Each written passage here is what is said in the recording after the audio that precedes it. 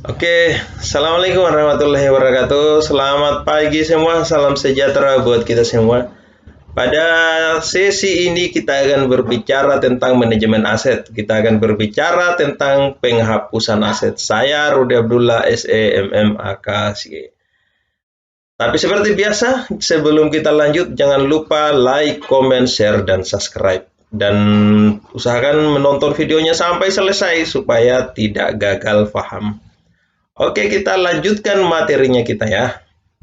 Oke, apa itu penghapusan aset? Jadi, penghapusan aset ini pada dasarnya adalah penghapusan barang atau aset dari daftar barang sesuai dengan aturan yang berlaku dengan tujuan untuk membebaskan penggunaan dana atau kuasa penggunaan aset dari tanggung jawab administrasi dan sifat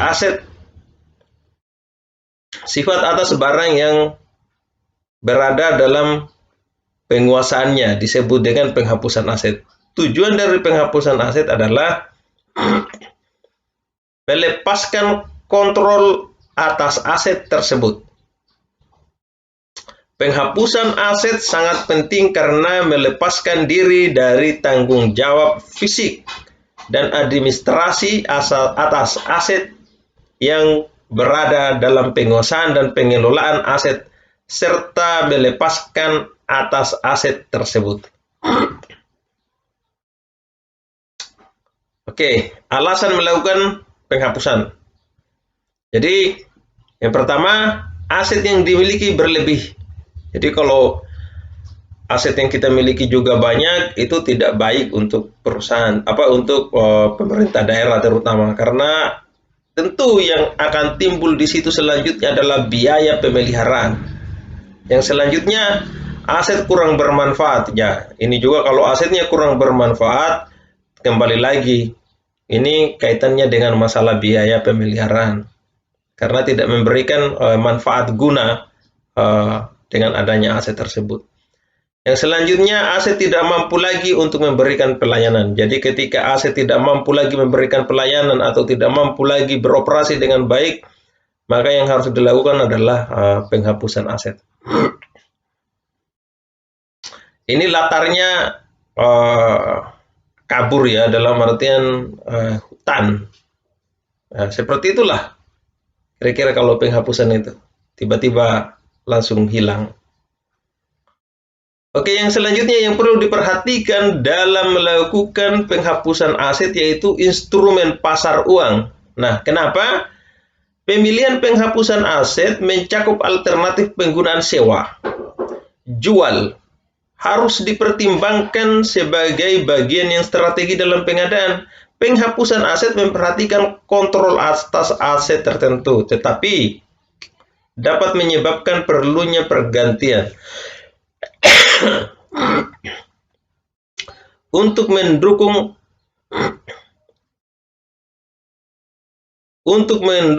keberlanjutan pemberian pelayanan, penghapusan juga merupakan komponen krusial dalam manajemen aset. Jadi, instrumen pasar uang ini perlu diperhatikan karena tentu sesudah kita melakukan penghapusan, mau tidak mau kita harus membeli aset yang ya tidak sejenis lah, tapi bukan sejenis, tapi ya mungkin mendekati dari aset pertama yang kita hapus tadi. Jadi sebelum juga kita hapus, itu biasanya ada pilihan, mau dilakukan penghapusan atau mau dilakukan pemeliharaan. Karena jangan sampai kita sudah melakukan penghapusan aset, ternyata aset yang kita hapus ini tidak ada di pasar. Selanjutnya, pengertian pasar valuta asing. Ini adalah strategi penghapusan aset yang efektif.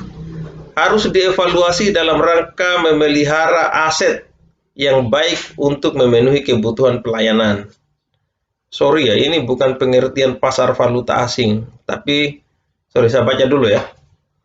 Yang selanjutnya, sebelum melakukan penghapusan, hal yang perlu diperhatikan adalah mengembangkan pengaturan yang efisien untuk aset yang tidak aktif, aset yang kinerjanya sudah menurun, dan aset yang berlebihan. Jadi ini adalah strategi-strategi atau cara-cara melihat aset sebelum melakukan penghapusan, bukan pengertian pasar valuta asing. Nanti kita koreksi, nanti kita perbaiki di poin-poin selanjutnya ini dan di poin ini. Jadi sebelum pun dilakukan penghapusan ada beberapa metode yang menjadi pedoman dalam penghapusan, terutama yaitu melihat kinerja aset. Kalau umpamanya asetnya, umpamanya pemerintah daerah itu punya mobilnya itu sering bocor bannya, ya jangan dilakukan penghapusan aset, cukup dilakukan penggantian ban saja.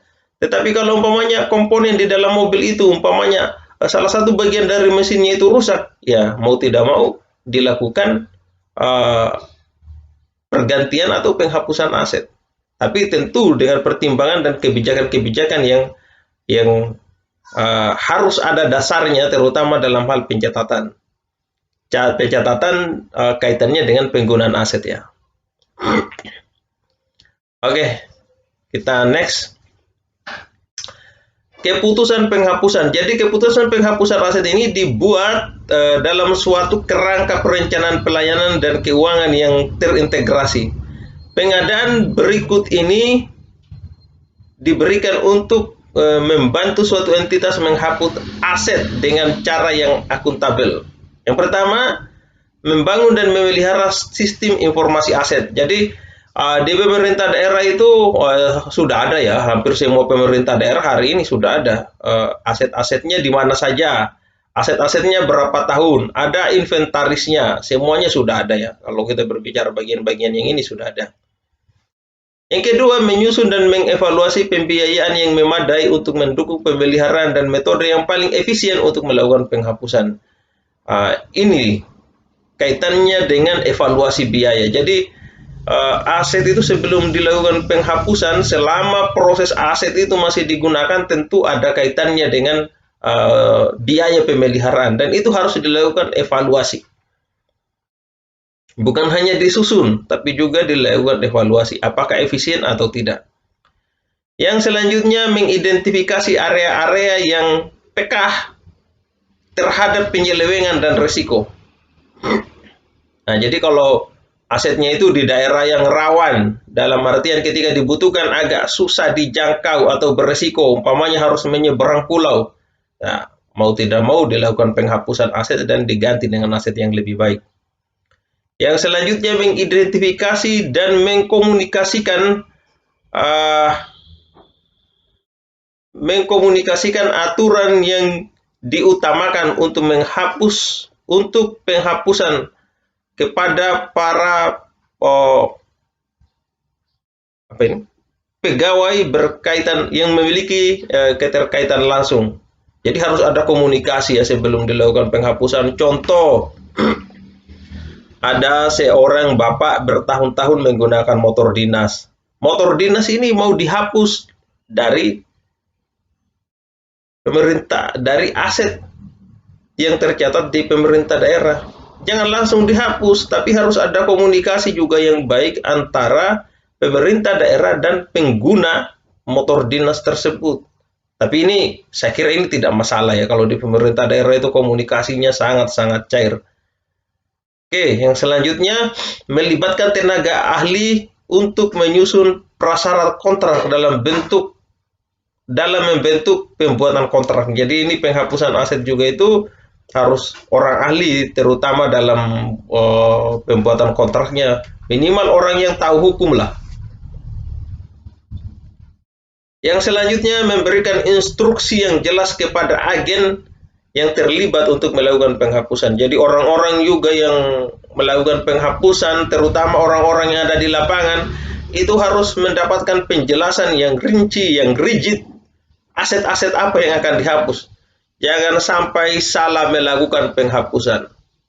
Yang selanjutnya, memantau dan mengevaluasi kinerja penghapusan aset secara rutin. Ya, jadi harus dilakukan penghapusan aset itu harus ada pemantauan dan evaluasi kinerja penghapusan secara rutin.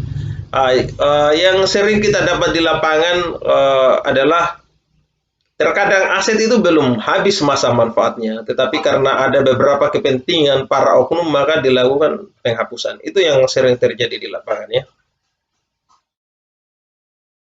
Oke, metode penghapusan aset. Hal-hal yang diputuskan sebelum melakukan metode penghapusan. Yang pertama sifatnya. Yang kedua, potensial nilai pasar aset. Yang ketiga, nilai intrinsik lain dari aset. Yang keempat, lokasi aset. Yang kelima, volume aset. Yang keenam, nilai tukar tanpa aset. Yang ketujuh, kemampuan aset untuk mendukung program-program pemerintah. Yang kedelapan, pertimbangan lingkungan. Yang kesembilan, kondisi pasar. Yang kesepuluh, umur aset. Semua ini tujuannya semata-mata adalah jangan sampai pada saat melakukan penghapusan aset itu ada kekeliruan. Maka dari ke-10 item ini harus betul-betul diperhatikan, terutama orang-orang yang ada di lapangan. Harus ada istilahnya itu cek fisik ya. Harus dilakukan pemeriksaan secara langsung. Jangan hanya melihat di buku, oh ini asetnya nilainya 5 tahun Pak, tapi sudah 6 tahun. Ternyata aset ini selama 5 tahun tidak pernah digunakan, tapi tidak dilaporkan. Kemudian dilakukan penghapusan, padahal asetnya itu masih bagus. Nah ini yang perlu diperhatikan. Banyak hal yang dari ke-10 ini perlu diperhatikan semuanya, sehingga pada saat melakukan penghapusan aset tidak salah ketika menghapusnya. Oke. Penilaian kinerja dengan pendekatan whole of life. Di sini untuk manajemen aset dan perencanaan strategi aset yang efektif mensyaratkan hasil dan output dari setiap fase dalam siklus hidup aset menjadi output baik siklus perencanaan berikutnya aja. Ini tadi yang dilakukan adalah perencanaan strategis atau perencanaan berkesinambungan kaitannya dengan efektivitas atau efektivitas penggunaan aset. Jadi bila perlu setiap seperti yang saya jelaskan tadi untuk daerah-daerah yang cakupannya sangat luas, bila perlu setiap per triwulan itu dilakukan yang namanya evaluasi terhadap aset. Tujuannya satu, yaitu untuk memaksimalkan penggunaan aset itu. Itu juga kaitannya dengan siklus perencanaan ya. Oke. Saya kira itu saja yang menjadi poin inti dari materi penghapusan aset. Ya, hal-hal yang terkait dengan topik ini yang tidak dipahami, silakan tanyakan pada kolom komentar yang tersedia di bawah atau nanti diskusikan di dalam ruangan. Saya kira itu saja dari saya. Terima kasih. Assalamualaikum warahmatullahi wabarakatuh.